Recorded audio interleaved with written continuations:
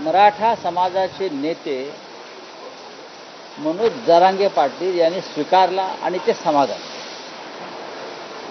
जर मागण्या करणारे आणि मागण्या मंजूर करणारे हे दोन्ही घटक समाधानी असतील तर त्याच्यात तिसऱ्या व्यक्तीने उगाच आता लुडबुड करू नये.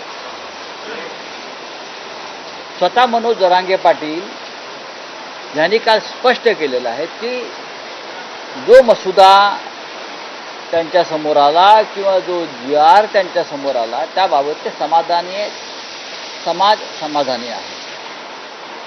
अशा वेळेला त्याच्यामध्ये खुसपट काढून, वाद निर्माण करून, तेढ निर्माण करून कोणाला काय मिळणार आहे?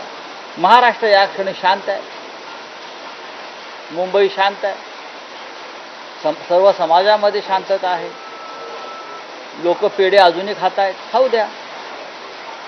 आता त्याच्यामध्ये हे नाही, त्याच्यामध्ये ते नाही, त्याच्यामध्ये पाहतील ना, नेते आहेत, पुन्हा आंदोलन करू म्हणतायत, पण या क्षणी समाधानी असतील तर मला स्पष्टपणे माननीय उद्धव ठाकरे साहेबांच्या वतीनं सांगायचं आहे, शिवसेनेच्या वतीनं सांगायचं आहे की सरकार आणि आंदोलक यांच्यामध्ये समेट झाल्यावर तो समेट कसा चुकीचा आहे, तो समेट कसा चुकीचा आहे याविषयी वारंवार काड्या करणं हे महाराष्ट्राच्या हिताचं नाही.